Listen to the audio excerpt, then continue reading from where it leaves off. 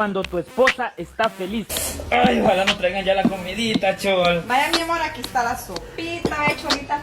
Ahí está. Coman. Ahí coman la sopita que está bien caliente y sabrosa. ¡Qué rico! Cuando tu esposa está enojada. Uy, ya tengo hambre, chol.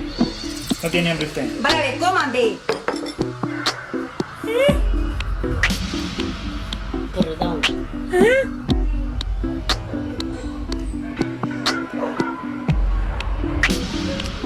Qué rico.